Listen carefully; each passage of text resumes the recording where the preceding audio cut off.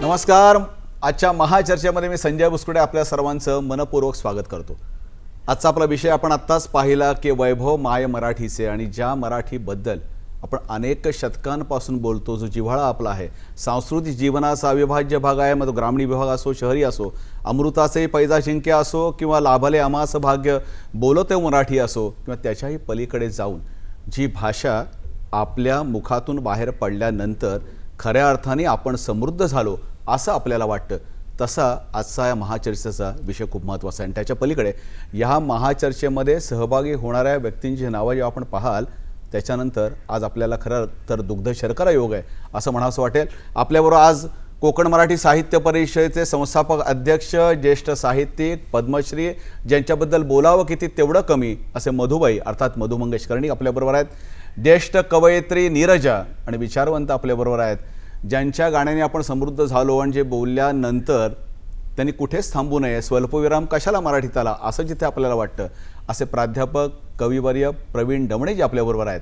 आणि पुण्याच्या दूरदर्शन केंद्राच्या स्टुडिओमधून महाराष्ट्र साहित्य परिषदेचे कार्याध्यक्ष आणि एक तरुण तडफदार असे साहित्यिक चळवळीला ज्यांनी झुकून दिलं आहे आणि खऱ्या अर्थाने मराठीमध्ये वेगळं काम करतायत असे प्राध्यापक मिलिंद जोशी आपल्याबरोबर आहेत. सर्व मान्यवरांचं मनपूर्वक स्वागत.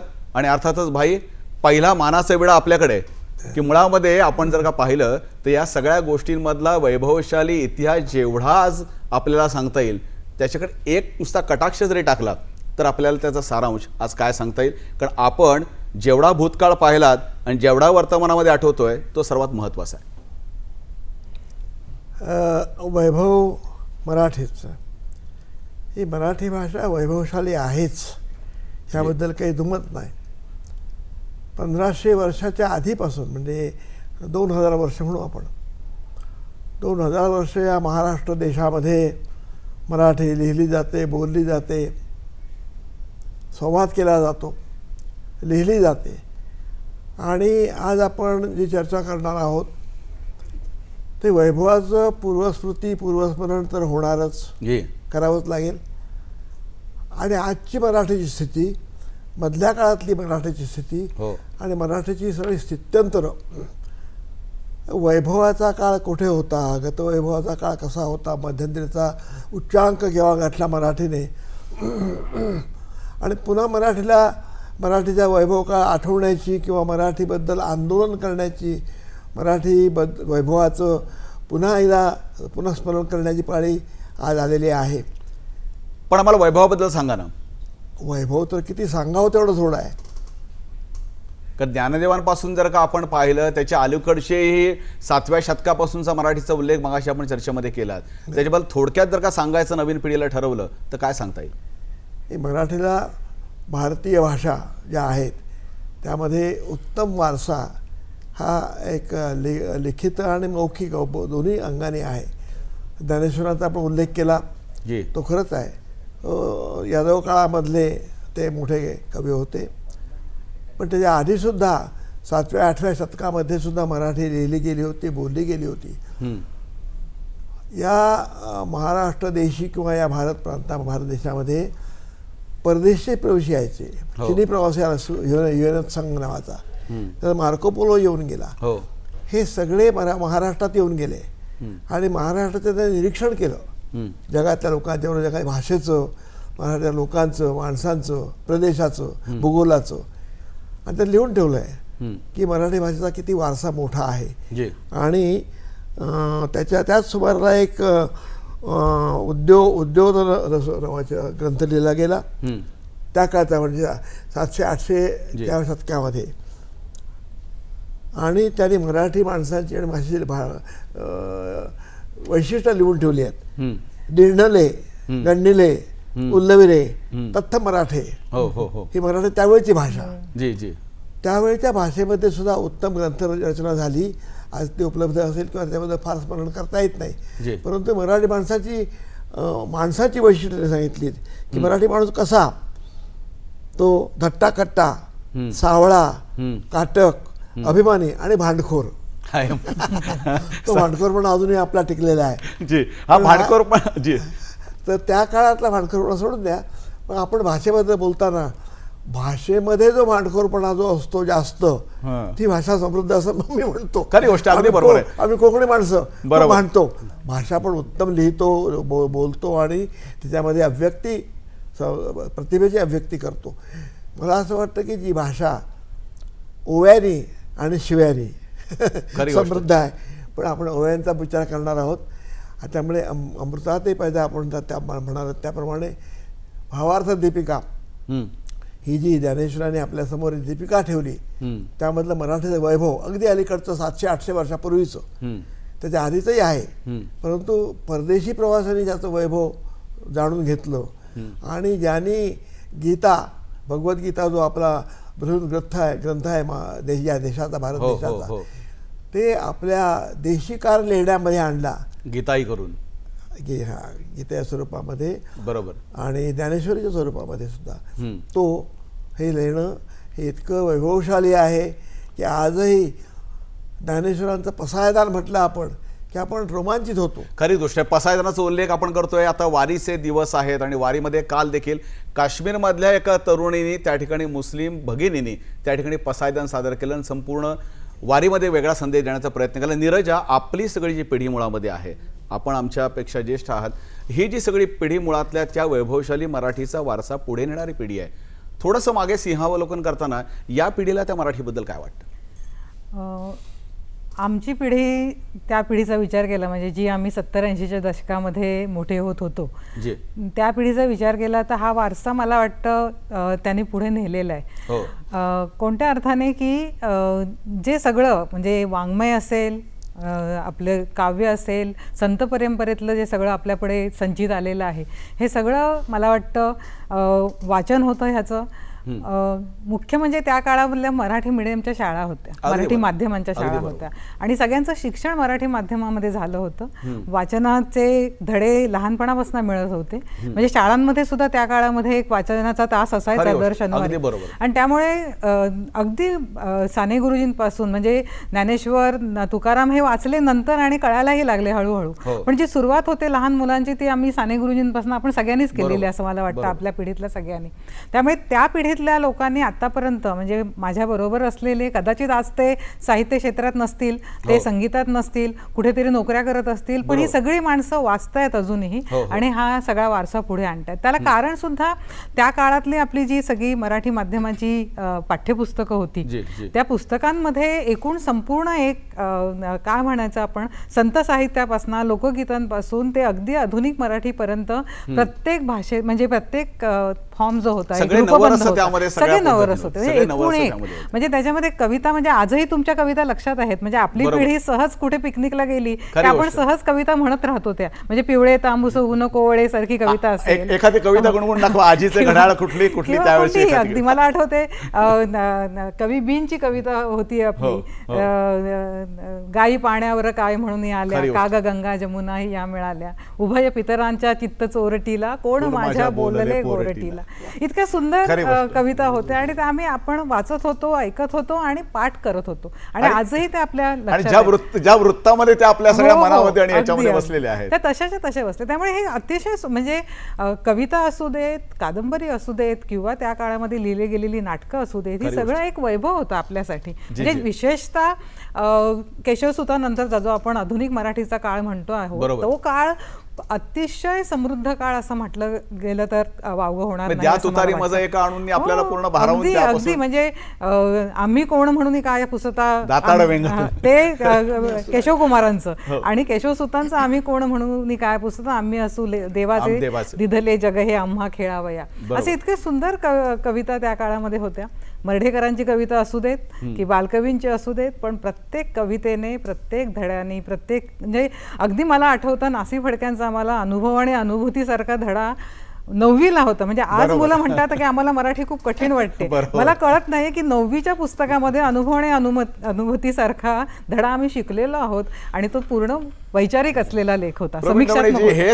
हे सगळे भूतकाळचे संस्कार जे वर्तमानामध्ये होतात तेव्हा खऱ्या अर्थाने एखादा कवी निर्माण होतो. कविवर्य प्रवीण नवण्यांची सगळी बीजे अशा सगळ्या मराठी साहित्यामध्ये उजळलेली आहेत. मग ते पाहिल्यानंतर काय वाटतं, मग ह्या सगळ्यांच्या गोष्टींमुळे हे सगळं आभूषणाचं कोंदण या कविवर्य प्रवीण नवण्यांना मिळालं असं म्हणायचं का आपण? नमस्कार. मला असं वाटतं की ज्याप्रमाणे एक भौगोलिक प्रदेश आपल्या रक्तामध्ये जसा भिनलेला असतो, म्हणजे जसं मधुबाईंनी म्हटलं कोकण म्हटल्यानंतर आपोआपच समोरासून कोकण भरलेलं आहे त्यांच्यामध्ये. खरी गोष्ट आहे. विदर्भाचा एखादा लेखक असेल तर वैदर्भी बोली येतेच. मला असं वाटतं की ज्याप्रमाणे तो प्रदेश भिनलेला असतो त्याप्रमाणे आपली जी मातृभाषा मराठी आहे ती सुद्धा केवळ आजची नव्हे, हजारो वर्षाची ती परंपरा रक्तामध्ये त्या लाल रंगासारखी अशी भिनलेली असते. आणि त्यामुळे मला वाटतं की आज आपण जे बोलतो, आपण जे उच्चारतो, वागतो, आपली जी नीतिमूल्य आहेत, ह्या सगळ्याच्या मागे ती सगळी भाषेनं दिलेली मूल्य व्यवस्था असते. खरी गोष्ट. आणि मला संजयजी मुद्दामून सांगायचं आहे की आपले जे संत पंत आणि तंत कवी होते यांनी नुसतं भाषेच्या वैभवासाठी लेखन नाही केलं, तर त्यांचं लेखन टिकलं याचं कारण आपण शोधलं पाहिजे. केवळ ते प्रतिभावंत होते म्हणून नव्हे, तर त्यांचा जीवनाच्या आढळ मूल्यांवर एक विश्वास होता. बरोबर. आणि त्याच्यामुळे सगळ्या संतांनी एक जीवनाची मूल्य व्यवस्था प्रस्थापित केली. मी मुद्दामून ज्या ठिकाणी सांगेन वैभव मांडत असताना की आपल्या कहाण्या आहेत, या कहाण्या जर हरवल्या, या मुलांना जर त्या मिळाल्या नाहीत, तर मला असं वाटतं की नुसती एक कहाणी जात नाही तर जगण्याचीच एक वेगळ्या प्रकारची एक सुंदरता, एक डौल तो जातो. आपल्या कहाण्या आहेत, नीरजांनी सांगितल्याप्रमाणे सगळ्या आपल्या तोंडी ओठी गुळणाऱ्या त्या कविता आहेत. मग आजीच्या जवळी सारख्या असतील, गाई असतील किंवा चाफासारखी कविता असेल किंवा गुणगुणत म्हटलं जायचं. पाठ्यपुस्तकाचा उल्लेख केला याचा मला इतका आनंद झाला की मी मुद्दामून वैभव सांगताना सांगेन आणि माझ्याशी आपले लक्षावधी प्रेक्षक सहभागी होतील की आमच्या वेळेला पुस्तकं ही दुसऱ्या वर्षी आपण गेलो की आधीची सेकंड हँड मध्ये विकली जातात. बरोबर. आता हल्ली एका वर्षात 3-3 सेट मुलं घेतात, चंगळ आहे. हे सांगायचं कारण असं, सगळी पुस्तकं संजय जे आम्ही द्यायचो, पण मराठीची पुस्तकं आम्ही द्यायचो नाही, विकायचो नाही. तुमच्या त्यावेळच्या पाठ्यपुस्तकाला एखादी कविता आम्हाला सांगा ना, की एखादं पुस्तकातली मी कविता सांगेन, पण त्याच्या आधी मला मुद्दामून सांगायचं याचं कारण मराठीच्या पाठ्यपुस्तकाचं बराकीकरण झालेलं नव्हतं. शाळेप्रमाणे इतकंच काय की नाशिकला जिथे माझं बालपण गेलं तिथे एकाच वेळेला नवयुग वाचनमाला, सुमंगल वाचनमाला, म्हणजे एकीकडे खांडेकर संपादक, दुसरीकडे आत्रे संपादक, हे जे होतं त्या पुस्तकाचे जे संपादक होते तेच इतके विलक्षण होते. आणि खबरदार जरा टाच मारून झालं पुढे चिंधड्या उडविणे राई एवढ्या, त्या मराठीच्या बाई आमच्या किंवा सर, तोपर्यंत बाईंच्या मॅडम नव्हत्या झालेल्या, बरोबर, गुणगुणत असत. चित्र डोळ्यासमोर उभं राहायचं. मुद्दामुळे सांगेन पुढे जाताना की घाल घाल पिंगा वाऱ्या माझ्या परसात, ही कविता गुणगुणताना बाईंच्या डोळ्यात पाणी काय यायचं, खरी गोष्ट. ह्याचं कारण आम्हाला समजावून सांगायला लागत नसे, भाषा शिकवावी लागत नाही, ती प्राणवायू सारखी आपल्या रक्तात भिनली जाते आणि ते वैभव आहे. खरी गोष्ट. कृपा निकुंभ तिथपर्यंत पोहोचत होते. मिलिंद जोशी आपल्याबरोबर पुणे तिथे काय उणे आपण जसं म्हणतो, तर त्या पुण्याच्या दूरदर्शन केंद्राच्या स्टुडिओमध्ये मिलिंदराव आपण इथे आहात. आपण मसापाच्या माध्यमातून मोठं मराठीचं वेगळं काम करण्याचा प्रयत्न करताय, चांगल्या पद्धतीने करताय. काय वाटतंय गतवैभवाकडे पाहत असताना, हा वर्तमान जागृत ठेवताना मिलिंदजींचं मन कशा पद्धतीने या सगळ्या गोष्टींचं सिंहावलोकन किंवा वैचारिक मांडणी करताय? नाही, मला असं वाटतं की आत्ता नीरजाताई बोलले किंवा प्रवीणजी जे बोलले ना, त्यामध्ये खूप तथ्य आहे की तो काळ अक्षरशः सुवर्ण काळ होता. शिकवणारे लोक उत्तम होते आणि श्रवण संस्कृती एवढी समृद्ध होती की अगदी मंदिरामध्ये चालणारी कीर्तनं, प्रवचनं, एकीकडे विंदा करंदीकर, वसंतराव बापट, मंगेश पाडगावकर यांचे काव्यवाचनाचे कार्यक्रम, दुसरीकडे दमा मिराजदार, शंकर पाटील, व्यंकटेश माडगुळकर, गदी माडगुळकर यांचे कथाकथनाचे कार्यक्रम, तिसरीकडे शिवशाहीर बाबासाहेब पुरंदरे, प्राचार्य शिवाजीराव भोसले, निर्मलकुमार फडकुले, राम शेवाळकर यांची व्याख्यानं, म्हणजे अक्षरशः पर्वणी असायची. आणि भाषेचं वैभव काय आहे, म्हणजे भाषा किती समृद्ध असू शकते आणि ते ऐकण्यातून त्याचा जो एक संस्कार होता तो मोठा विलक्षण होता. आणि त्या काळातल्या शिक्षकांनाही याचं श्रेय द्यावं लागेल. मला संजयजी एक गोष्ट आवर्जून सांगितली पाहिजे की मी पुण्याच्या मसापचा जरी कार्याध्यक्ष असलो तरी माझं सगळं बालपण हे सोलापूर जिल्ह्यातील बार्शीसारख्या ठिकाणी गेलं. आणि नीरजा जसं म्हणाल्या की 3-3 दिवस बाई कविता शिकवत असत. म्हणजे आई तुझ्या वियोगे ब्रह्मांड आठवे गे आकाश सोडून ये उल्के समान वेगे, ही कविता बाई म्हणत असताना सबंध वर्गाच्या डोळ्यामध्ये अश्रू उभे राहत असत. किंवा दंड कमंडलू बंड माझ विशी मुंड मुंडीशी तपान सार्थक लटक्या साऱ्या गपा, शाहीर रामजोशींचा हा फटका सांगत असताना एक विलक्षण अनुभव त्या भाषेचा समजायचा. त्यामुळे एक प्रकारची श्रवण संस्कृती समृद्ध होती, शिकवणारे लोक उत्तम होते, घरामध्ये कहाण्या वाचल्या जात होत्या, गोष्टी सांगितल्या जात होत्या, स्तोत्र म्हटली जात होती, पुस्तकच घरामध्ये मनोरंजनासाठी होती. आणि या सगळ्यातून जे एक संवेदनशील मन तयार होणं, ती प्रक्रिया फार झपाट्यानं घडत होती. म्हणजे आवर्जून संस्कार करणं भाषेचा हा काही प्रकार त्यावेळेला नव्हता. म्हणजे कानावर जे शब्द पडत असत, म्हणजे शंकराला पूजिले सुमनाने, याचे 3 अर्थ सांगा, शिक्षकांनी सांगायचं. आणि मग सुमन नावाच्या मुलींनी पूजन केलं, चांगल्या मनाने पूजन केलं, फुलांनी पूजन केलं. हे जे भाषा वैभव समजून घेण्याची प्रक्रिया होती ती किती विलक्षण होती. आणि यातून, या श्रवणातून वाचनाकडे जो आमच्या पिढीचा प्रवास झाला तो आता थोडा होताना दिसत नाही. आणि त्याला अनेक गोष्टी कारणीभूत आहेत. मिलिंद्र, आपण त्या सगळ्यांकडेच येणार आहोत, कारण मुळामध्ये वैभवशाली माय मराठी हा विषय एवढा मोठा आहे, त्याला असं कुठे बंदिस्त काही कालावधीत करता येत नाही. तरी देखील आपण नक्कीच थोडा थोडा दांडोळा घेत असताना त्याचं वैभव प्रकट आपल्यासमोर होणारच आहे. तत्पूर्वी यावेळी क्षणभर विश्रांती पाहत राहा महाचर्चा.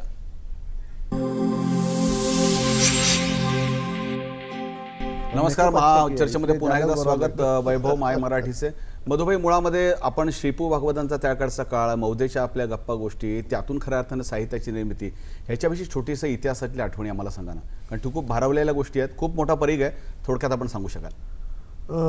मराठीचा वैभवाचा काळ टप्प्याटप्प्याने आपण घेतला पाहिजे. आधुनिक मराठी म्हणजे कवितेमध्ये केशवसूत, कथा कादंबरीमध्ये हरिभाऊ आपटे, ही परंपरा गेल्या 100-125 वर्षाची आधुनिक मराठी म्हणू आपण ती.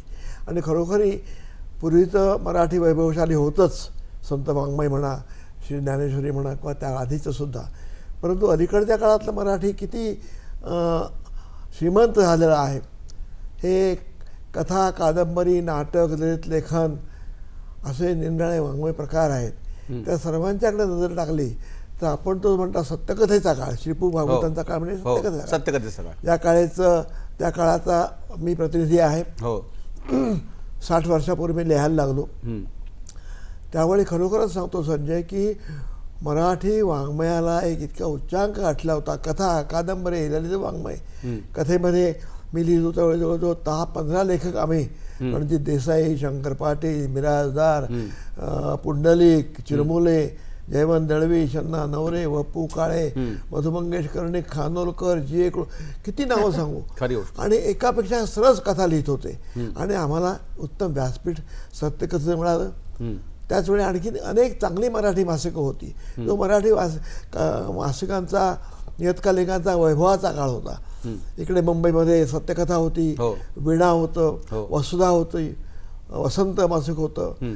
पुण्यामध्ये वाङ्मय शोभा, किर्लोस्कर, स्त्री, मनोहर, हंस अशी मासिकं होती. आणि उत्तमोत्तम साहित्य त्या काळातलं या मासिकाने सिद्ध केलं की आज सुद्धा जी. कुलकर्णीसारखा लेखक लिहिला जातो, वाचला जातो. बरोबर. शिला पानवलकर, दिवा मोकाशी, हे सर्व त्या काळाची उत्पादनं किंवा आपण इंग्रजीमध्ये प्रॉडक्ट म्हणता येईल, पण तसं त्या काळातले हे सगळे लेखक आहेत. उत्तमोत्तम कथा लिहिल्या जात होत्या.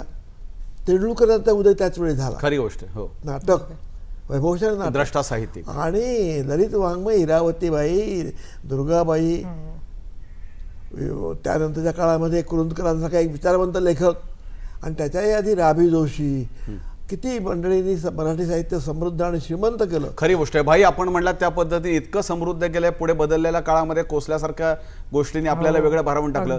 पण नीरजाजी, या सगळ्या गोष्टींचा उल्लेख केल्यानंतर मगाशी जो महत्त्वाचा विषय आला की शिक्षक, त्यावेळची वाङ्मयीन परंपरा, वाङ्मयीन मंडळे सगळी होती, ह्याच्यामधून मराठी समृद्ध होत होती. आणि त्याच्यामध्ये लिहिणारे, लिहिते राहणारे, वाचणारे जे 10-15% लोक होती, हे त्यावेळेस त्यावेळेस त्याच पद्धतीने पुढच्याकडे समृद्ध होत गेले. इंग्रजीचा प्रभाव तेव्हाही होता. इंग्रजी त्यावेळच्या साहित्यिकांमध्ये जेवढं होतं ते पुढे इतकं रुजलं नाही जरी म्हटलं, म्हणजे तेवढ्या अभिव्यक्ती म्हणून. पण आज या सगळ्यामध्ये कुठेतरी गळशेपी होत असं का वाटतं? नाही, एक आहे आपण इंग्रजी भाषा आणि इंग्रजी साहित्य ह्याच्यामध्ये थोडी गल्लत करूया नको. बरोबर. कारण इंग्रजी भाषेचा प्रभाव हा हळूहळू आता जेव्हा जग बदललं सगळं आणि जगाची भाषा जेव्हा झाली हो. त्यावेळेला इंग्रजी भाषेचा प्रभाव वाढलेला आहे. बरोबर. पण इंग्रजी साहित्याचा प्रभाव मात्र मराठीवर आधीपासून होता. अगदी बरोबर. म्हणजे मला वाटतं जेव्हा विशेषतः दुसऱ्या महायुद्धानंतरचा जो सगळा काळ आहे आणि जी निरर्थकता तिकडे आली होती, त्यामुळे मधुबाईने आता सत्यकथेचा उल्लेख केला आणि अनेक इतर लेखकांचा उल्लेख केला. पण त्याच काळात 60च्या दशकामध्ये एकीकडे मर्ढेकर लिहित होते आणि त्यांच्याबरोबरच अनियतकालिकाची चळवळ सुरू झाली होती. आता ह्या चळवळीमध्ये सुद्धा आपल्याला दिसते की बराचसे, म्हणजे आता तुम्ही कोसलाचाही उल्लेख केला, हे सगळे इंग्रजीचे प्राध्यापक झाले नंतर ही बरीच दिलीप चित्रे असू देत, नेमाडे असू देत किंवा कोल्हटकरांच्या कविता असू देत, त्याचा एक प्रभाव म्हणजे एक राजकीय आणि सामाजिक वेगवेगळा किंवा संपूर्ण जगाचं जग जवळ यायला लागलं होतं त्या काळामध्ये. आणि तो एक आपण म्हणूया की हळूहळू होणारी जी विकास आपण म्हणतो तो सगळ्याच प्रकारचा आर्थिक विकास एकीकडे होत होता, पण बाहेरचं जग भारतामध्ये सुद्धा यायला लागलं होतं आणि महाराष्ट्रातही यायला लागलं होतं आणि त्याच्याबरोबर भाषाही आली. आणि मग ह्या भाषेत ना शिकणं, जी आपण म्हणतो की ब्रिटिशांच्या काळामध्ये केवळ कारकून तयार करण्याकरता ह्या भाषेचा उपयोग केला गेला आणि अशा प्रकारचं शिक्षण दिलं गेलं. पण नंतर हळूहळू जेव्हा लोकांच्या लक्षात यायला लागलं की ती जगाची भाषा आहे, गरजेची आहे आर्थिक दृष्ट्या, नाही मुळामध्ये ते पोटा पाण्याची गरज निर्माण होणारी जी भाषा होते ते परिवर्तन सातत्याने होतं. पण प्रवीणजी म्हणे मुळामध्ये म्हणजे असं आहे की आजही मराठीबद्दल बोलला तर मोठ्या संख्येने पुस्तकं संपतात, मराठी चित्रपटांनी तेवढीच मोठ्या प्रमाणात गर्दी होते.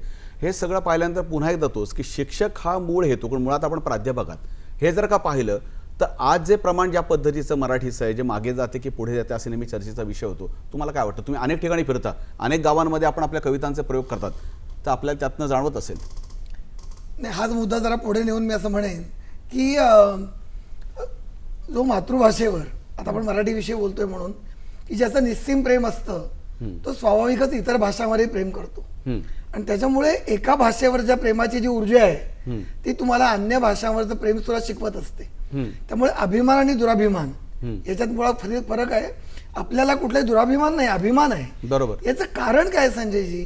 तर विविध प्रदेश हिंडताना केवळ महाराष्ट्रातच नव्हे तर अगदी जवळची जी राज्य आहेत, मग गुजरात असेल, केरळ असेल किंवा इकडे असेल, एक मला असं जाणवतं की पद कुठलंही असो, मी सामान्य की उच्च मी म्हणत नाही, पण त्याला आपल्या भाषेविषयी एक प्रेम आहे, एक आग्रहानी आहे. म्हणजे तुम्हाला केरळमध्ये किंवा दक्षिणेमध्ये त्या पाट्या तुम्हाला कोणाला तरी विचारून घ्याव्या लागतात. 100%. ही जी निकड आहे. अगदी म्हणजे आता नीरजांनी जे म्हटलं की साहित्य आणि भाषा वेगळी, तरी पण मला असं वाटतं की त्या अभिजात साहित्याकडे सुद्धा नेण्यासाठी मुळामध्ये त्या भाषेचा एक कुठला तरी एक छोटा ओळ आधी तयार व्हावा लागतो. बरोबर. आणि तो आज मला असं वाटतं की आपल्याकडे तो होऊ दिला जात नाही. याचं कारण मला वाटतं आणि मला स्पष्टपणे या महाचर्चेत हे सांगायचं आहे की महाराष्ट्रामध्ये मराठी भाषेवर जितकं आक्रमण आहे तितकी तुम्हाला बंगालमध्ये चर्चा दिसणार नाही, केरळीमध्ये दिसणार नाही. याचं कारण आपण शोधलं पाहिजे आणि ते कारण कुठेही शोधलं जात नाही. माझा स्पष्ट दावा आहे. याचं कारण नाही, मला सांगायचं याचं कारण असं आहे की महाराष्ट्र ही सगळ्या देशाची, जगाची एक औद्योगिक भूमी होते. मुंबई, पुणे, नाशिक, नागपूर ही सगळी जी केंद्र आहेत त्यांना आता एक संपूर्ण भारतीय आणि जागतिक चेहरा होतोय. त्यामुळे जर फक्त मराठी भाषेचा चेहरा महाराष्ट्राचा झाला तर इतर भाषिकांचं काय? त्यामुळे फार पद्धतशीरपणे आपल्याला कळत नाही, वीज भिनत असताना कळत नाही, परिणाम झाल्यावर कळतं. आपण योग्य वेळेला सावध झालोय. आज सगळे साहित्यिक मधुबाईंसारखा संपूर्ण एका पिढीला जोडणारा एक महत्वाचा पूल या ठिकाणी आज या ठिकाणी आहे. आणि या काळजीने आपण का जमलोय तर संपूर्ण तो पूल, तो ओहळ रद्द करण्याचं, नष्ट करण्याचं एक वेगळं कारस्थान आहे. नुसतं वैभवाच्या कहाण्या. अगदी बरोबर आहे. इतिहासात कधीच रमून चालत नाही. वर्तमान जागृत ठेवायला लागतो आणि भविष्याचा ध्यास ठेवायचा असेल तर आपल्याला काय चुका केल्या त्या सुधारायच्या असतात. आपण आपल्यावर मिलिंद दोषी आहेत. पुणे हे सांस्कृतिक माहेरघर म्हटलं जातं. आज मात्र या सगळ्या पुण्याचं सांस्कृतिक माहेरघराचं कॉस्मोपॉलिटन शहर झालंय. तिथेही मराठी गेल्यानंतर मराठी हक्काचं असं पुणे. आज मात्र तिथे अनेक भाषा, हिंदी आणि इंग्रजी प्रामुख्यानं बोलली जाते. मिलिंदराव, तुम्हाला काय वाटतं? ही जी मराठीची त्या ठिकाणी असलेली सध्याची, मी बिकट अवस्था म्हणणार नाही, स्थित्यंतर जे आहे ते पाहिल्यानंतर तुम्ही पुणेकर म्हणून काय सांगू शकाल? नाही, आपण एक गोष्ट लक्षामध्ये ठेवली पाहिजे की जागतिकीकरणानंतर एकूणच जागतिक जीवनशैलीमध्ये जे बदल झाले त्याचे परिणाम त्या त्या राष्ट्रातल्या भाषा आणि संस्कृतीवरही झालेत. 100%. त्यामुळं भाषा आणि संस्कृतीचा पोत बदलतोय आणि डॉक्टर गणेश देवींच्या सारखे भाषा अभ्यासक हेच आपल्याला सांगतायत. म्हणजे यामध्ये एक गोष्ट आपण लक्षामध्ये ठेवली पाहिजे की भाषा हे जसं संवादाचं माध्यम आहे तशी ती लोकशक्तीचा श्वास आहे. तर त्यामुळं हा श्वास आज गुदमरतोय का, तर तो नक्की गुदमरताना आपल्याला दिसतो. याचं कारण म्हणजे इंग्रजी माध्यमांच्या शाळांचं वाढलेलं प्रस्थ हे एक त्याच्या मागचं कारण आहे, ते आपल्याला नाकारता येणार नाही. दुसरी महत्त्वाची गोष्ट अशी की भाषा नुसती ओठातून येऊन चालणार नाही, ती पोटातून आली पाहिजे. आणि ती पोटातून यावी असं वाटत असेल तर त्या भाषेचा आणि पोटाचा संबंध निर्माण झाला पाहिजे. बरोबर. तो आपण निर्माण करतो आहोत का, त्या दृष्टीनेही आपल्याला विचार निश्चितपणाने करावी लागेल. शेवटी भाषा आणि संस्कृतीची स्पंदनं ही प्रथम मनामध्ये उमटतात आणि नंतर ती उच्चारातून आणि कृतीतून प्रकट होतात. त्यामुळे हे आपलं भाषाप्रेम आंतरिक जाणीवातून पाहिजे. त्यामुळे मला असं वाटतं की महानगरांचा जर आपण विचार केला तर अगदी शाळेमध्ये जाणारी मुलं त्यांची जीवनशैली जर आपण पाहिली तर ती मुलं सकाळी 6ला बाहेर पडतात, 7ला शाळेमध्ये पोचतात, 6-7 तास शाळेमध्ये, घरी यायला 1 तास लागतो, पुन्हा घरी आल्यानंतर आईच्या आवडीचा 1 क्लास, वडिलांच्या आवडीचा 1 क्लास, शिक्षकांनी दिलेला भाराभर गृहपाठ, या त्याच्या जीवनशैलीमध्ये अवांतर वाचन आणि खेळाला कुठेही स्थान नाहीये. बिलकुल स्थान नाही. संवाद तो किती वेळ करताना दिसतो मराठीमध्ये, तो एक पुन्हा चर्चेचा विषय आहे. शाळेमध्ये नीरजतेने जे आपल्याला मगाशी सांगितलं की एखादे शिक्षक आले नसतील तर त्या तासाला वर्गामध्ये पुस्तकांच्या पेट्या आणल्या जात असत, ते आज आपल्याला चित्र कुठं दिसत नाही. मोठी माणसंच वाचताना दिसत नाहीत, खरी गोष्ट. आई वडीलच मराठीमध्ये बोलताना दिसत नाहीत. आणि आपण आपल्या भाषेमध्ये बोललो तर आपल्या प्रतिष्ठेला धक्का लागेल की काय, अशा सर्वात प्रकारची मोठा जी प्रश्न तोच मानसिकता आहे. निर्माण होते अगदी, ती मला जास्त भयावह वाटते. मराठी माणसांचा न्यूनगंड, त्याचा भयगंड आणि त्याचा अपराधगंड हेच आपल्या भाषेसमोरचं मोठं आव्हान आहे. नाही, मिलिंदराव, म्हणजे हे तुम्ही- जर तुम्ही केरळमध्ये गेलात, कर्नाटकामध्ये तेच. गेलात तर हे तुम्हाला चित्र दिसणार नाही. मिलिंदराव, अगदी इथे आपल्याच महत्त्वाचं- भाषेमध्ये ते बोलतात, जी. तर हे आपल्या भाषेविषयीचं प्रेम आतून आलं पाहिजे असं मला वाटतं. नाही मिलिंदराव, तुम्ही सांगितले ते अगदी खरी गोष्ट आहे. आणि ही आपण जबाबदारी आपल्या- केवळ शासनाची नाही, बरोबर. आपल्या कुटुंबातून त्याची सुरुवात झाली पाहिजे. हां. नाही, आपण म्हटलं ती खरी गोष्ट आहे की मुळात भाषेची सगळी बीज शिक्षकांनी रुजलेली त्या असतात प्रकारचा तुमच्या एक संस्कृतीशी दृष्टिकोन आणि निर्माण केला दैनंदिन पाहिजे. आचरणाशी आणि दैनंदिन ज्या पद्धतीने आपण कामकाज करतो त्या भाषेशी. दाक्षिणात्यमध्ये असा प्रश्न कधी विचारला जात नाही, बंगालमध्ये विचारला जात नाही. गुजराती 2 माणसं भेटली तर गुजराती मधूनच मध्येच बोलतात. हे आपण लक्षात घेतलं पाहिजे. पण काय लक्षात घेतलं पाहिजे, काय विसरलं पाहिजे, याविषयी चर्चा करणार आहोत. पण तत्पूर्वी घेऊया क्षणभर विश्रांती. पाहत राहा महाचर्चा.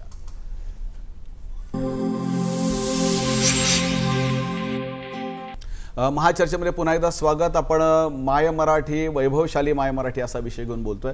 म्हटलं मधुभाई, आपण महाराष्ट्र साहित्य संस्कृती मंडळाचे अनेक वर्ष आपण अध्यक्ष होतात. अनेक मराठी चळवळ, साहित्यिक चळवळींचे आपण ऋषीमुनी आहात. या सगळ्यांकडे पाहिल्यानंतर ही मराठीची सध्याची 2 दशकांची जी अवस्था आहे, ज्या पद्धतीने की आपण यावर प्रामुख्याने विचार करतो, हे असं का घडत आहे, काय कारण असेल? आपण मराठीच्या श्रीमंतीकडून किंवा प्रगतीकडून पुन्हा मराठीच्या अवनतीकडे आता यायला लागलो आहे. ह्या बोलण्याचा एकूण पार्श्वभूमी अशी येते आहे की मराठी आज कशी आहे आणि कुठे आहे, तिची आजची गतिस्थिती काय आहे. 1988 जागतिक मराठी परिषद अधिवेशन मुंबईमध्ये घडलं. हो, कुसुमाग्रज त्याचे अध्यक्ष होते. भारताचे पंतप्रधान आले होते, पु ल देशपांडे, आणि त्या अधिवेशनामध्ये मंगेशकर भगिनींनी महाराष्ट्र गीत म्हटलं होतं. बरोबर. त्यावेळी कुसुमाग्रज एक असं सुभाषितासारखं वाक्य बोलून गेले होते, ते आजही महाराष्ट्रात सर्वत्र उच्चारलं जातं की मराठी भाषा अंगावर राजवस्त्र घालून, हो, मस्तकावर मुकुट, मुकुट. राजमुकुट ठेवून, अंगावर लत्कर घेऊन मंत्रालयाच्या दारात उभे उभी आहे. हे वाक्य आज घराघरामध्ये म्हटलं जातं. ह्या नेमक्या एका वाक्यामध्ये कुसुमाग्रजांच्या महाकवींनी, प्रतिभावंताने, द्रष्ट्याने मराठीची आजची अवनती, खरी गोष्ट. श्रीमंती नाही, एक मोजक्या शब्दात सांगितले. आणि तिथपासून पुन्हा मराठी माणूस मराठीचा विचार करू लागला, मराठीबद्दल बोलू लागला. काल तर मराठीमध्ये आम्ही 4 दिवसापूर्वी मराठीसाठी, या मराठीच्या राजधानीमध्ये महाराष्ट्राच्या आम्हाला मराठीसाठी एक धरण धरावं लागलं, आंदोलन करावं लागलं. आणि ही अशी गतिस्थिती, सरकार त्याच्यामध्ये कुठे आहे, महाराष्ट्राची जनता कुठे आहे, पालक कुठे आहेत, शाळा कुठे आहेत, विद्यार्थी कुठे आहेत, हे सर्व चर्चेला गेले विषय आज पुन्हा मराठीचा विषय संजय उभा राहिलेला आहे की मराठी टिकते की जाते संपते. हो. एक गोष्ट मी खेड्यात राहतो आणि मुंबईतही राहतो.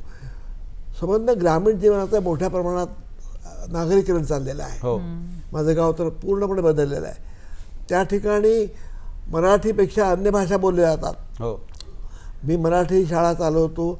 माझ्याकडे जी मुलं येतात शिकणारी 4थी 5वीत येतात आणि ज्यावेळी ते लिहायला जातात त्यावेळी इतकी ती कमी म्हणजे दुबळी असतात मराठी भाषे बाबतीत. सगळं नव्याने घडवावं लागतं.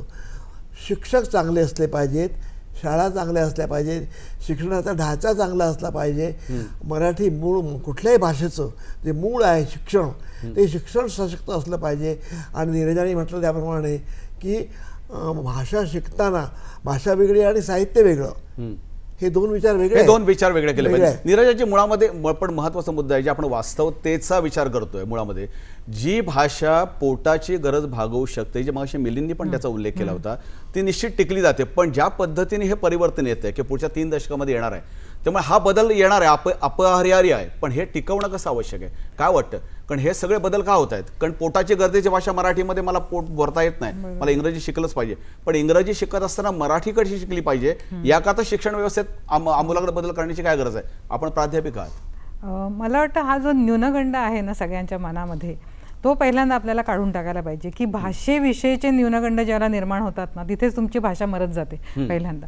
म्हणजे इंग्रजी माध्यमातून शिकणं हे कशासाठी, तर पुढे ह्या मुलांना सगळ्यांना कॉर्पोरेट जगात जायचं आहे, इंजिनियर व्हायचं आहे, डॉक्टर व्हायचं आहे, तिथे त्यांना प्रेझेंटेशन करायचे, तिथे बोलायचं आहे, तिथे त्यांचं इंग्रजी चांगलं पाहिजे. ह्या दृष्टीने आज अनेक मी बघितलेली आहेत की अगदी तुमच्या घरातली कामवाली असेल तिचा मुलगा सुद्धा आज इंग्रजी माध्यमाच्या शाळेत जातोय. तिला एकही शब्द त्याला शिकवता येत नाही, बोलता येत नाही, पण अशा परिस्थितीत जातो कारण तिला असं वाटतं की काही नाही झालं तरी नोकरी मिळेल ह्याला आणि हा 4 शब्द बोलेल आणि तिथे काहीतरी करेल. भाषेची ही जी पोटाशी जोडलेली गरज आहे ना ती पहिल्यांदा आपण अनेक वर्ष म्हणतो आहोत की आपली भाषा ही ज्ञानभाषा झाली, नुसती ज्ञानभाषा म्हणजे बोलीभाषा नको तर ज्ञानभाषा व्हायला पाहिजे जी पोटाची गरज, आर्थिक गरज भाजू शकेल अशी. आज मी बघते आहे, आज माझ्या कॉलेजमध्ये किंवा मी जिथे तरुण मुलं बघते आहे, आज सगळीजण म्हणजे मराठी, अगदी खूप मुलं मराठी असतात पण ते एकमेकांशी इंग्रजी किंवा हिंदीमध्ये बोलत असतात. ह्या दोन, आणि हे जास्त मुंबई, पुणे, नागपूर हे अशा शहरांमध्येच नाही तर आता हे हळूहळू गावाकडे चाललेलं आहे. आणि ह्याला कारण मला असं वाटतं आपलं स्वतःच्या मातृभाषेवर असलेलं प्रेम कमी होत चाललेलं आहे. आपल्याला कुठेतरी सतत वाटते, म्हणजे आज पालक सुद्धा मी जे म्हणते की सगळे वाचणार आहेत, मराठीवर प्रेम आहे त्यांचं, पण एक मला थोडंसं हे वाटतं की पालक अनेकदा असं म्हणतात की आम्हाला मराठी माध्यमात टाकायचं आहे मुलांना पण त्यांचं इंग्रजी पण चांगलं झालं पाहिजे. मग ह्याला आपण काय पर्याय देणार आहोत का की त्यांना इंग्रजी, कारण ती एक ज्ञानभाषा आहे तर त्यामुळे ती त्यांना यायलाच पाहिजे. नीरजाची मगाशी बोलण्याचं माझं कारण तेच होतं की भालचंद्र नेमाडे असोत, कोल्हटकर असोत, या सगळ्यांचं इंग्रजी अतिशय प्रतिभावान इंग्रजी आणि खूप चांगलं होतं. इंग्रजी बोला सालीतलं इंग्रजी नव्हतं. मी उलट म्हणेन ज्या वेळेला ती पूर्वी लोक जी मराठी माध्यमात शिकली त्यांचं जे इंग्रजी होतं ना ते आज इंग्रजी माध्यमाच्या मुलांमध्ये अजिबात नाहीये. म्हणजे मी अनेकदा बघितलेलं आहे मराठी माध्यमांची पूर्ण कधी कधी जेव्हा 11वी 12वीला आमच्या वर्गामध्ये येतात त्यावेळेला त्यांचं इंग्रजी ग्रॅमॅटिकली आपण जे म्हणतो व्याकरण शुद्ध असतं आणि जी CBSE आणि ICSE बोर्डाची मुलं येतात त्यांचं इंग्रजी फक्त काम चलाऊ बोलबच्चन जी आपण म्हणतो की बोलू खूप सुंदर पोपटपंची करू शकतात ते, प्रवीण पण बोलू शकत नाही. डवणे तुम्ही आता ना ग्रामीण विभागापासून सगळीकडे पडताय. आपण नेहमी असा एक आरोप केला जातो की मराठीची गळचेपी फक्त महानगरांमध्ये होते, कुठेही त्या पद्धतीची गळचेपी ग्रामीण विभागात होत नाही. लोकसंस्कृतीशी मराठीचं नातं आजही तिथे समृद्ध आहे, पण हाही बदल मोठ्या प्रमाणात होतोय. मान्य वाटतं का तुम्हाला? इथे मी आणखीन त्याच्या आधीचा एक मुद्दा सांगेन की ज्याप्रमाणे विचित्र केसांची फॅशन करणं, हो, अत्यंत हास्यास्पद आणि गलिच्छ दिसणारा एखादा पोशाख एखाद्या प्रसिद्ध नटीने घातल्यानंतर ती एक टूम म्हणून अनुकरण फॅशन करणं, म्हणतो, हो. त्याप्रमाणे कुठेही पोटाचा भाषेचा कसलाही संबंध नसताना आपण कसं का होईना, गचाळ का होईना इंग्रजी बोललं पाहिजे. अशा तऱ्हेचा जो एक प्रवाह आलाय त्याचं काय नेमकं करायचं कळत नाही. मी 1-2 थोड्या गमती वाटतील पण गंभीर ह्या गोष्टी सांगेन की मी प्रवास करताना अगदी पहाटे एक दृश्य पाहिलं. मी वरच्या ठिकाणी असे मी येतो गाडीमध्ये आणि खाली एक 2.5-3 वर्षाचं मूल नुकतंच चालू लागलेलं, त्याची आई. आता त्या मुलाचा सध्या पोटाचा प्रश्न आहे का, नोकरीचा काही नाहीये, काही नाही. 1.5-2 वर्षाचा पोटाचा प्रश्न आई वडील सोडवत आहेत, पण नुकताच चालायला लागलेल्या मुलाला त्याची आई वाकू वाकू वाकू वाकू वाकू वाकू. मला कळे ना हा कार्यक्रमासाठी केलेला विनोद नाहीये संजयजी. अगदी बरोबर, खरी गोष्ट आहे, मी fact आहे. वरून उतरलो बर्थवरून आणि मी त्या विचारलं मुलाच्या वडिलांना की तुमची पत्नी काय म्हणते, म्हणजे आपल्याला नाही का लहानपणी चालू चालू म्हणायचे तसं वाकू वाकू. आता मला तुम्ही सांगा, हा जो एक अभिजात मूर्खपणा मेंदूतला आहे तो जो परंपरेने आलाय. नंतर मी एका थोड्याशा दुष्काळी वाटणाऱ्या प्रदेशात स्नेह संमेलनाला गेलो. तिथे माझ्या स्वागतासाठी जे गाणं म्हटलं सगळ्या मुलांनी, त्या मुलांना आपण काय गातोय काही माहिती नाही. Rain rain go away, rain rain म्हटलं अरे ये रे रे पावसा तुम्ही कदाचित म्हणू नका, रेन रेन. पण तिथे कदाचित इंग्लंडमध्ये पाऊस नको असेल पण इथे हवा आहे. त्यामुळे असा जो एक रक्तासारखा भिनलेला जो मूर्खपणा आहे तो परखडपणे कोणी सांगत नाही. आणि त्याच्यामुळे मला असं वाटतं की हळूहळू हळूहळू हे सगळं लोण वाढत चाललंय. शेवटी एकच सांगेन की संजयजी की मातृभाषा हरवणं म्हणजे केवळ एक लिपी हरवणं नाही, बरोबर. एक नाही संपूर्ण एक रसिकता हरवणं आहे. बरोबर. अहो, तुम्हाला सांगू का की वयाच्या 8व्या-9व्या वर्षी मी इंदिरा संतांना एक पत्र लिहिलं की इंदिराताई तुमच्या कवितेत शब्द आहे आकाश हो. आणि दुसऱ्या कवितेत शब्द आहे आभाळ. बरोबर. मग आकाश आणि आभाळ काय फरक? एकच ना.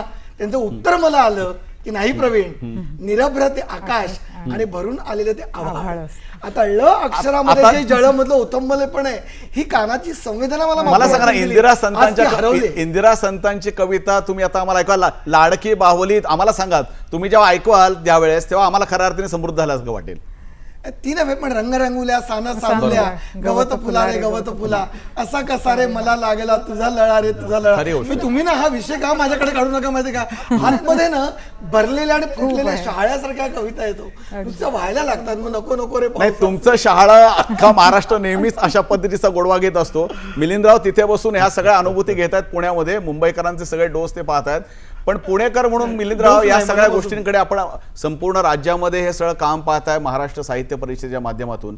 हे जर का पाहिल्यानंतर मराठीची ही बदलणारी जी अवस्था आहे, पुढच्या 2 दशकांचा विचार आपण केला पाहिजे. औद्योगिकरण वाढणार आहे, विकासाची वाटचाल वाढणार आहे, झपाट्याने वाढणार आहे, येणारं AI सारखं आर्टिफिशियल इंटेलिजन्स सारखं मोठं आपल्याला संकट आहे. यामध्ये मराठी कशी टिकणार? संजयजी, मला असं वाटतं की ग्रामीण भागामध्ये जी मंडळी आहेत त्यांच्यामध्ये अजून भाषाविषयीचं प्रेम दिसतं. मी स्वतः व्याख्यानाच्या निमित्ताने महाराष्ट्रात, बृहन महाराष्ट्रात जातोय आणि तिथे एक सांस्कृतिक भूक लोकांच्या मध्ये दिसते. शहरांमध्ये ते प्रमाण आपल्याला कमीत कमी दिसतंय, हा भाग निश्चितच त्याच्यामध्ये आहे. यामध्ये एक महत्त्वाची गोष्ट आपण केली पाहिजे की आपण आंतरभारतीसारखी संकल्पना मांडली, विश्वभारतीसारखी संकल्पना मांडतो आहोत. त्यामुळं भाषांना आपला विरोध नाही. आम्ही तर महाराष्ट्रामध्ये परवा जे आंदोलन केलं मधुबाईंच्या नेतृत्वाखाली, त्यामध्ये आम्ही हीच भूमिका घेतलेली होती की मराठी शाळांचं सक्षमीकरण आणि इंग्रजी शाळांचं मराठीकरण हा आमचा मुख्य उद्देश आहे. आणि आपण काय केलंय की भाषेला केवळ परीक्षेपुरतं जोडलं. यावेळेला 22% मुलं मराठीमध्ये नापास झाली आणि गदिमा पुलं आणि बाबूजींची जन्मशताब्दी साजरी होत असताना हे घडणं हे महाराष्ट्राचं करंटे पण म्हणावं लागेल. त्यामुळे आम्ही भाषेकडं केवळ परीक्षा, केवळ रोजगार, प्रवीणजी जे म्हणाले तसं बघून चालणार नाही. भाषा हे संवेदनशील अभिव्यक्तीचं महत्वाचं साधन आहे. या दृष्टीनं आम्ही भाषेचा संस्कार केला पाहिजे आणि हा भाषेचा संस्कार, ही भाषेची गोडी निर्माण करण्याचं काम हे साहित्य करत असतं. म्हणून या मुलांना, नव्या पिढीला हे साहित्याकडे आपण वळवलं पाहिजे. आणि आपण असं काही समजायचं कारण नाही की आता मराठीचं वैभव कमी झालंय वगैरे. असं काही उलट जागतिकीकरणानंतर जगण्याचा तीव्र झालेला जो संघर्ष आहे तो नवी पिढी फार प्रभावीपणे मांडते आहे. पूर्वी साहित्य निर्मितीचा केंद्रबिंदू हा पुणे मुंबई पुरता मर्यादित होता, तशी परिस्थिती राहिलेली नाहीये. ग्रामीण, आदिवासी, दुर्गम भागातले सगळे लोक लिहित आहेत. साहित्य अकादमीचे आपण गेल्या काही वर्षातले पुरस्कार जर पाहिले तर ही सगळी शेतीतली, मातीतली माणसं लिहित आहेत आणि ती अतिशय उत्तम लिहित आहेत आणि त्यातून मुख्य साहित्याचा प्रवाह समृद्ध होताना दिसतोय. त्यामुळे आपण निराश होण्याचं कारण नाही. जयंत दळवी नेहमी म्हणायचंय की मी शाळेमध्ये असताना 3 काळ शिकलो होतो, भूतकाळ, वर्तमान काळ आणि भविष्य काळ, पण साहित्य क्षेत्रामध्ये आल्यानंतर 4था काळ शिकलो तो म्हणजे पडता काळ. तर आपण असं अजिबात समजण्याचं काही कारण नाही. आणि स्वतः मर्ढेकर असं म्हणत असत की कलावंतांची कुंडली कधी मांडता येत नाही, त्यापेक्षा अधिक प्रतिभावंत लोक हे निर्माण होऊ शकतील. तर मला असं वाटतं की ही जी नवनिर्मिती होते मराठी साहित्यामध्ये, त्यामध्ये सुद्धा आम्ही सगळ्या वडीलधाऱ्या मंडळींनी किंवा समीक्षकांनी किंवा माध्यमांनी सुद्धा खूप जागरूकपणे पाहिलं पाहिजे. आज पूर्वी एखाद्या साहित्यिकांचं भाषण झालं पुण्या मुंबईला तर ते महाराष्ट्रभर जायचं, कारण एकच आवृत्ती असायची. आता पुण्यामध्ये काय घडतं ते मुंबईकरांना कळत नाही, ते सगळीकडची मुंबईमध्ये अवस्था काय तशीच घडतं, आहे. सोशल मीडिया आलेला आहे, बरोबर आहे. समाज माध्यम आलेलं आहे, पण शेवटी त्यावरचं जे साहित्य आहे त्याची गुणवत्ता तपासणारी एक यंत्रणा अगदी आपल्याकडे मिलिंदजी, अगदी नाही. मिलिंदजी एक बरोबर आहे, गोष्ट- बरोबर मला आहे. एक गोष्ट आणखी साहित्याचं सांगायची सुद्धा इथे. पुनर्लेखन केलं पाहिजे. वाचन, मनन, चिंतनातून या सगळ्या गोष्टी घडत असतात. जेफ्री आर्चर सारखा मोठा लेखक म्हणतो की मी 32 वेळा माझ्या पुस्तकांचं लेखन करतो. खरी गोष्ट, बरोबर आहे. त्याला आपण या सगळ्या गोष्टींच्याकडे खूप गांभीर्यानं पाहिलं पाहिजे. आणि बरोबर, हे मिलिंदजी सगळं बरोबर टिकायचं आहे. असेल, नीरजाजी आपण म्हणत नाही, होतो मी की म्हणत बरोबर. होते की अस्तित्व, मराठीचा बाकीचं वैभव वाढायचं असेल आता तर आपण मिलिंदजींनी वाङ्मयीन जो- संस्कृती दृढ केली पाहिजे. येस असं मला बरोबर, अगदी बरोबर. मिलिंदजी, आता नीरजानं पण याच्याविषयी नाही, बोलायचं. मला हा मुळात हा. त्यांनी जो साहित्य अकादमीचा आणि सगळ्याचा उल्लेख केला, तर मला आणखीन एक मुद्दा हा मांडायचा आहे की आज ग्रामीण भागामध्ये जे सगळं पोचलेलं आहे आणि सगळ्या बोलीभाषा आज मराठी, जी आपण इतक्या वर्ष मराठी म्हणजे प्रमाण भाषा असं एक मानत होतो ना, हो. त्याला सगळ्या बोलीभाषा जोडल्या गेल्यामुळे खरं तर आता मराठी आणखीन समृद्ध समृद्ध झाली होते, हां. असं मला वाटतं. आणि हा विचार फार महत्वाचा आहे, कारण इतक्या वर्ष त्यांना तुटले पण वाटत होतं, ही भाषाच त्यांना त्यांची वाटत नव्हती. बरोबर आहे. पण आता अशी परिस्थिती आहे की ही सगळी जण ह्या मराठी भाषेशी जोडली आहेत, कारण त्यांना लोक वाचतायत, प्रमाण भाषेतील लोक वाचतायत आणि ते सुद्धा प्रमाण भाषेशी जोडले गेलेत. मधुबाई, मुळामध्ये ना मराठीमध्ये आपला जाज्वल्य अभिमान किंवा आपण मराठीच्या बाबतीत ऊर भरून येणारी मराठी टिकून राहण्याकरता ह्या ज्या सगळ्या साहित्य सांस्कृतिक मंडळापासूनच्या वेगवेगळ्या परिषदांच्या संस्था सगळ्या आहेत, यांनी केवळ उत्सवी साहित्य संमेलन करण्यापलीकडे वर्षभरात एक असं काही धोरणात्मक काम करण्याची गरज असं वाटत नाही का तुम्हाला? नाही, हे तर केलं पाहिजे. या संस्थांचं आणि शिक्षण शासनाचं एक कामही आहे. परंतु आजचं एकूण संजय जगणं माणसाचं, आणि महाराष्ट्रापुरता आपण विचार करूया. बरोबर, 13 किती कोटी लोक आता वाढलेत बरोबर, मराठी भाषा बोलणारे. 60 सालानंतर नवा महाराष्ट्र नव्याने लिहायला लागला, हो. नव्याने वाचायला लागला, नव्याने अभिव्यक्त व्हायला लागला. एका बाजूने आपण मराठीची अवनती वगैरे बोलतो ही गोष्ट असताना माझ्या हेही लक्षात आलेलं आहे की महाराष्ट्रामध्ये मराठीचं प्रेम, मराठीचं लेखन, मराठीची अभिव्यक्ती ही शहरापेक्षा ग्रामीण भागामध्ये अधिक चांगली, अधिक उत्कट आणि अधिक श्रीमंत म्हणता येईल अशी होते. आज तुम्ही मराठी मासिकातली मासिकं, म्हणजे आपण दोन बाजू आहेत त्याच्या. एका आपण श्रीमंतीचा उच्चार केला आणि गरिबीबद्दल बोललो, मराठीची गरिबी. पण मराठीची आत्ताची मराठी जेवढी गरीब होते असं म्हणतो आपण, अनेक विविध कारणामुळे, आर्थिक कारण असेल, सामाजिक कारण असेल. नाही भाई, आणि हे पण मान्य आहे की सत्यकथेपासून तर आपण वेगळा विचार काही केला तर पूर्वी एखादं वर्तमानपत्र होतं, ठराविक मासिकं होती. आज हा सगळा परीख सोशल मीडियापर्यंत वाढलाय. तर नीरजाजी, याचा जर का विचार केला आपण, या गोष्टीचा जर का विचार केला तर वाचन संस्कृती समृद्ध होण्यासाठी काहीतरी वेगळा विचार करण्याची गरज आहे असं आपल्याला वाटतं का? हा इतकं हे फार त्रुटक आहे असं वाटतं? नाही, वाचन संस्कृतीच्या बाबतीमध्ये मी जसं म्हटलं मगाशी, आम्ही सगळं म्हणत होतो की त्या काळामध्ये तुम्हाला दुसरे पर्याय नव्हते. हे सुद्धा होतं एक की तुम्ही मैदानी खेळ खेळत होतात किंवा बाकीचे खेळ खेळत होता आणि उरलेला जो वेळ होता तो वाचनालयामध्ये घालवत होतात. हे सुद्धा होत होतं. म्हणजे आम्हाला सुट्या पडल्यानंतर आम्ही कोणत्या तरी ग्रंथालयात जायचो, ती जॉईन करायचं आणि तिथे आम्हाला दिवसभर तिथे पडलेलं असायचं किंवा तिथून आणायची पुस्तकं बदलायची, हेच चालायचं. आज इतके वेगवेगळ्या गोष्टी त्यांच्या आजूबाजूला मुलांच्या घडत आहेत आणि इंटरनेट असेल, मोबाईल असेल, वेगवेगळ्या गोष्टी आहेत की त्यांना संपूर्ण जग त्यांच्या जवळ आलेलं आहे. आणि अशा काळामध्ये मला वाटतं त्यांना वाचनाकडे कसं न्यायचं. म्हणजे काही मुलं मी पाहिलेली आहेत की जी नेटवर जाऊन वाचन करतायत, त्यांना ई बुक्स आवडतायत किंवा त्याच्यावर जात आहेत, पण नेमकं ते काय वाचतायत, कसलं समृद्ध जगणं ते जगतायत त्याच्यात ना, हे खूप कमी होतं, एवढं मात्र खरं आहे. म्हणजे पूर्वीच्या प्रवीण मुळामध्ये ना कुठल्याही माणसाला असं म्हणतात ना की पाण्यात पडल्यानंतर पोहायला त्याला येतच, त्याच पद्धतीने कसं जगायचं, कशा पद्धतीने अभिव्यक्ती व्यक्त करायची. ब्लॉगपासून अनेक माध्यमं तुम्हाला आता लिहिण्यासाठी अनेक माध्यम आहेत, पूर्वीची नव्हती. मला एखादं मासिक जर का त्याने संपादकाने स्वीकारलं तरच लिहायला जागा होती. लिहायला आता भरपूर जागा आहे, अवकाश खूप मोठा आहे. मग खरं मराठी कुठेच मागे राहणार नाही, पुढे येऊन जातेच असं वाटत नाही का या सगळ्या गोष्टीत?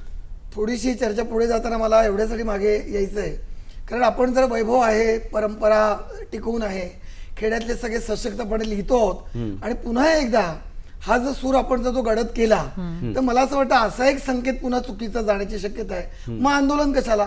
मग वैभव म्हणतो की सगळं छान होतंय, मग नेमकं कशाला?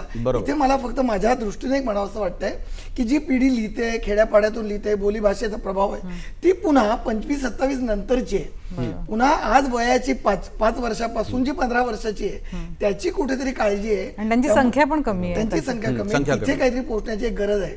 दुसरी गोष्ट इथे मी सांगेन, पुढचा मुद्दा की जो आता विचारला तो, की ज्या ओढीनं इंग्रजी भाषेचा अनुवाद पुस्तकांचा मराठीमध्ये होतो. आज इतकी उत्तमोत्तम मराठी पुस्तकं किंवा कविता होत आहेत.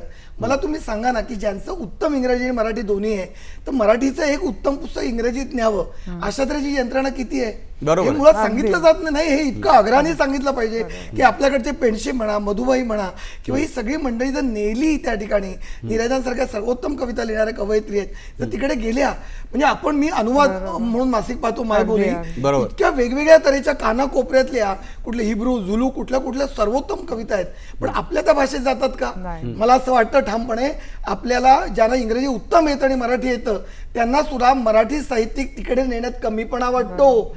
हा न्यूनगंड आहे की मी माझी मराठी कशी नेऊ, हा आकस, हा द्वेष, हा सुद्धा मराठी अनुवादकांनी जे खरी इंग्रजी गोष्ट करू आहे. शकतात, ह्याच्यात सोडलं एक पाहिजे. मला गोष्ट स्पष्ट सांगायची बोलायचं आहे. मला. नाही मुळामुळे व्यक्तिसापेक्ष या गोष्टी होणंच राहणार नाही अनुवादाचा एक विषय निघाला. तुम्हाला इतर देशात जर पाहिलं तुम्ही म्हणजे अगदी स्पॅनिश कवी आहेत किंवा तिकडे जपानमध्ये असेल, वेगवेगळ्या ह्याच्या भागातले हे सगळे कवी किंवा लेखक किंवा कादंबरीकार आपल्याकडे पोहोचतायत कारण त्यांच्याकडे अनुवाद करण्याचे सरकारी योजना आहेत, यंत्रणा आहेत आणि अनुवाद करून ती लोक म्हणजे एकाच वेळेला एखाद्या कादंबरीकाराची एखादी कादंबरी आली तर त्या वेळेला सगळ्या भाषातले जगातल्या लोकांना तिथे बोलवलं जातं, अनुवादकांना बोलवलं जातं.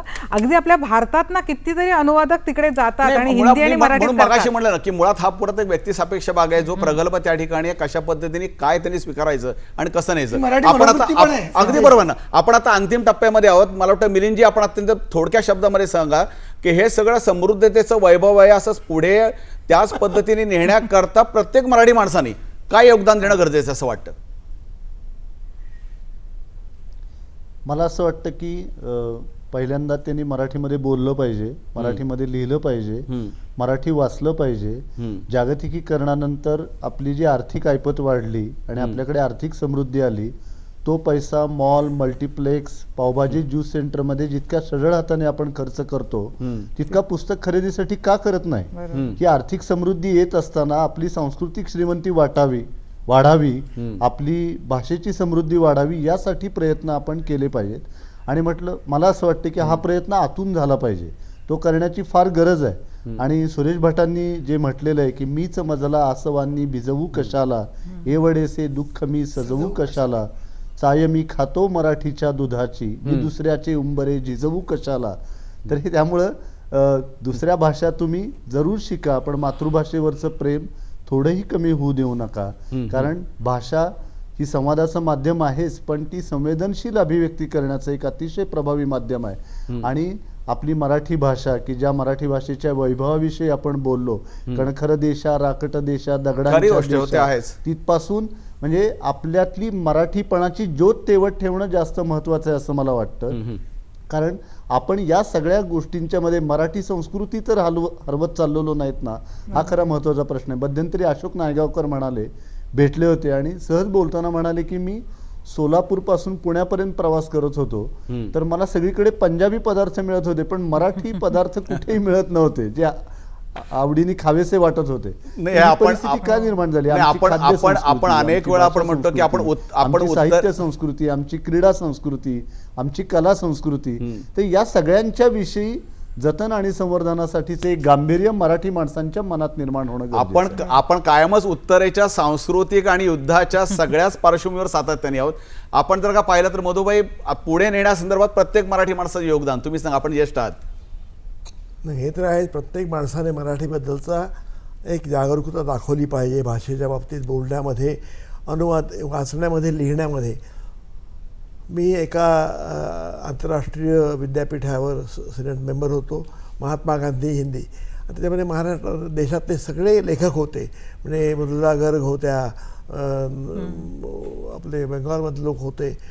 हे सगळे आपापल्या भाषेबद्दल सुद्धा होता की ही आपली जी मराठी अवस्था आहे तीच बेंगॉलमध्ये आहे, बरोबर, केरळामध्ये आहेत, ती गुजरातमध्ये आहे. म्हणजे असं नाही की महाराष्ट्रावरच हे लादलं गेले. प्रत्येकाला आपल्या भाषेची भीती वाटते की हे पुढे काय होणार. परंतु इतकं सगळं असून सुद्धा या भारतातली एकात्मता जी आहे ती रामायण आणि महाभारत जोपर्यंत बरोबर. वाचलं जातं खरी गोष्ट. उत्तरेपासून दक्षिणेपर्यंत हे दोन महान ग्रंथ आपल्याला मिळालेले आहेत. असं इंग्रज म्हणतात की आम्ही शेक्सपियर राज्य देऊ पण शेक्सपियर देणार नाही. बरोबर. आपण म्हणतो की आमची गीता देणार नाही, बरोबर. आमचं रामायण देणार नाही, आमचं महाभारत देणार नाही, आपली भाषा देणार नाही. आता इतरांच्या भाषा पोटासाठी शिकाव्या लागतात हा व्यावहारिक भाग सोडला तरीसुद्धा महाराष्ट्राच्या मराठी भाषेची श्रीमंती ही कधी नष्ट होणार नाही. गरिबीची आपण जी आपल्या हाताने निर्माण करतो ती दूर केली पाहिजेत आणि लष्कर जी आपल्या अंगावर आहेत ती राजवस्त्र कशी होतील ही आपण प्रत्येक मराठी जाणकार माणसाने मी ग्रामीण भागातल्या माणसाने सांगेन नाही, सगळ्यांसाठी पाहिलं पाहिजे. प्रवीण दवडेजी, मुळामध्ये आपण तरुणांना आता काय सांगाल? आपण अनेक ठिकाणी महाराष्ट्रामध्ये फिरतात, तरुणांना काय सांगता येईल की काय या तरुणांनी कशा पद्धतीने मराठी समृद्ध केली पाहिजे? मी मुळात सांगेन की ज्याला बाह्य वाचन म्हणतात ना ते मी आंतरिक वाचन मानतो. ते बाह्य वाचन मुळात नाहीच आहे, आतून ते आहे. आणि त्याच्यामुळे चांगलं ऐकणं, समजा गाणी आवडत असतील तर परंपरेतली चांगली भावगीतं, चांगल्या ओव्या ऐकणं, आपल्या आजीने आपल्या पणजीने ठेवलेलं जे जे धन आहे भाषेचं ते बघणं कुठेतरी, आणि कळो न कळो परंतु 5 ओव्या तरी ज्ञानेश्वरीच्या बरोबर त्या वाचल्या. मी एकच एक समारोप करताना सांगेन माझ्या भागाचा की वातावरण आताच इतकं सुंदर आहे, पेरणीचं वातावरण आहे. बरोबर. गदिमांची ओळ आठवली की माऊलीच्या दुग्धापरी आले मृगाचे तुषार. खरी गोष्ट. आणि त्यामुळे आपण मराठी भाषा नव्याने उगवण्यासाठी, पेरणी करण्यासाठी जमलेले आहोत. तर माऊलींनी, ज्ञानेश्वर महाराजांनी वर्णन करताना म्हणजे त्या भाषेच्या सम्राटाने, त्या भाषेच्या दैवताने सांगितलंय, वधूवरांची मिळणी जैसी वराडिया ही लुगडी लेणी तैसी देशीची सुखासनी मिरवले रस. म्हणजे लग्नामध्ये ज्याप्रमाणे वधूवर तर सजलेले असतातच पण वराडी पण सजलेले असतात. मला असं वाटतं इतर भाषांचे जे वराडी आहेत ते तुमचे जे आहेत ना ते सजलेले असू द्या पण मूळ वधूवर आहेत ती आमची मातृभाषा आहे, ती कुठेतरी तुम्ही सोडता कामा नये. ते भाषेवर तुम्ही प्रेम करा, निस्सीम प्रेम करा. ही मातृभाषा तुम्हाला जगवेल, जोपासेल आणि फुलवेल. अगदी बरोबर. ही मराठी जी आपल्याला जगवेल. पण नीरजाजी, जरी इंग्रजी आपण मावशी म्हटलं तरी मराठी जी आहे मुळात ती कशी टिकणं आवश्यक असं वाटतं? मला एक वाटतं की आपण आता थोडेसे काही प्रयोग करायला पाहिजेत. म्हणजे ज्या मराठी माध्यमाच्या शाळा बंद होत आहेत तिथे हे प्रयोग करायला हरकत नाही की तुम्ही पहिलीपासून इंग्रजीमध्ये शिकवा त्यांना, कारण ती ज्ञानभाषा आहे किंवा पोटापणाची भाषा आहे. त्यांचं इंग्रजी कॉन्व्हर्सेशनल इंग्रजी जे बोलायचं आहे, बोलतात ते इतकं चांगलं करून घ्या की त्यांना मराठीतनं शिकून इंग्रजीवर सुद्धा वर्चस्व गाजवता येईल. म्हणजे मराठी भाषेमध्ये सगळं शिक्षण हे मातृभाषेतच झालं पाहिजे असे आपले सगळे शिक्षण तज्ज्ञ असू देत किंवा अगदी मानसशास्त्रज्ञ असू देत, सगळीजणं तेच सांगतात. तर ते जर झालं तर मला वाटतं सगळ्या गोष्टी मुलं विचार करायला लागतात. मुख्य आता मला वाटतं की हा विचार करणंच कुठेतरी बंद होत आहे. जे क्रौर्य किंवा हिंसा सुद्धा समाजात येत चालली आहे ती ह्या विचार करणं थांबल्यामुळे आले. मातृभाषेशी जेव्हा आपण तुटून जातो ना त्याला ह्या सगळ्या गोष्टी होतात. तर मातृभाषेशी तोडायचं असेल तर मराठी बरोबर इंग्रजी शिका, पण मराठी ही पहिलीच असली कारण ती आई आहे, नंतर मग मावशीकडे जा. मधुबाई, हा शेवटचा प्रश्न तुम्हाला विचारतो की मुळामध्ये हा जर का आपण विचार केला या गोष्टीमधला तर आपल्या नातवांना तुम्ही आता काय सांगाल? माझीच नातवंड आहेत. मी सांगतो माझी नातवंड इंग्रजी शिकतात, त्यांच्या आई वडिलांनी त्यांना इंग्रजी शाळेत घातलेलं आहे. पण मी म्हणतो त्यांना मराठी पण पुस्तकाने घरात मराठी बोलतात, त्यांच्यावर इंग्रजी कोणी बोलत नाहीत. माझा मुलगा, माझी सून, माझ्या नातवंड घरात मराठी बोलतात, शाळेमध्ये इंग्रजी शिकतात. या दोन्ही संस्कार आम्ही घरामध्ये आमच्या करतो. त्यामुळे मी जशी त्यांनी इंग्रजी पुस्तकं खूप रंगीबेरंगी आणि ही मराठीतली पुस्तकं त्यांना देतो आणि ती पण बघायला सांगतो. माझी छोटी 3 वर्षाची नात आहे, पण तू आहे पण तू तेच हां, तिच्याकडे सुद्धा मी अशी पुस्तकं देतो.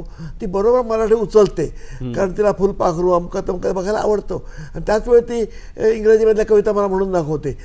हा दुहेरी संस्कार केला पाहिजे, पण जास्त गडद संसार आपल्या मराठीचा केला पाहिजे. आणि नवी पिढी अधिक व्यवहारी आहे, अधिक जीवनोपयोग सगळं आहे, तरी मराठीशी असं जर या प्रयोग केला की बोलताना मराठी बोला, घरात दूध भात हे बोललं पाहिजे, आपली मराठी भाषा त्या मुलांना ते शब्द आले पाहिजेत. आणि शाळेमध्ये डॉन बॉस्को जा, कुठल्या शाळेत जा, त्यांचं इंग्रजी तुम्ही शिका, फ्रेंच शिका, जर्मन शिका, परंतु घरामध्ये आई वडील, आजोबा आजी ज्यावेळी मराठीतून गोष्टी सांगतील त्यावेळी इंग्रजी हा एक बालपणाचा संस्कार जो आम्हाला अगदी मधुबाई, तुम्ही खरंच हे चांगल्या पद्धतीने आम्हाला सांगितलं, कारण जितकं सोपं सांगता येईल तेवढं मनात लक्षात राहतं. पण मराठी खरंच आपल्याला समृद्ध करायची ते आपल्या प्रत्येकाची जबाबदारी आहे, केवळ शासनाचं काम नाही. त्याच्या जोडीला किमान आपल्या प्रत्येक आपल्या घरामध्ये किमान एक वर्तमानपत्र ते आपल्या घरामध्ये यावं, किमान एक मासिक तरी आपल्या घरामध्ये यावं, किमान मराठीचं एक पुस्तक आपल्या देवघरासारख्या पद्धतीने आपण पूजलं पाहिजे. असं जर का आपण प्रत्येकाने ध्यास ठेवला तर दाक्षिणात्य राज्यांसारखंच आपण मराठीला समृद्ध करू, मराठी भविष्यात समृद्धच होणार आहे अशी आशा व्यक्त करून इथे संभूया. आज सगळ्यांना आपण या ठिकाणी आलात आणि भाषा समृद्ध केली, त्या मनपूर्वक आभार. पुन्हा भेटूया महाचर्चेच्या पुढच्या भागात पुन्हा नवीन विषयासह. तोपर्यंत मनपूर्वक शुभेच्छा.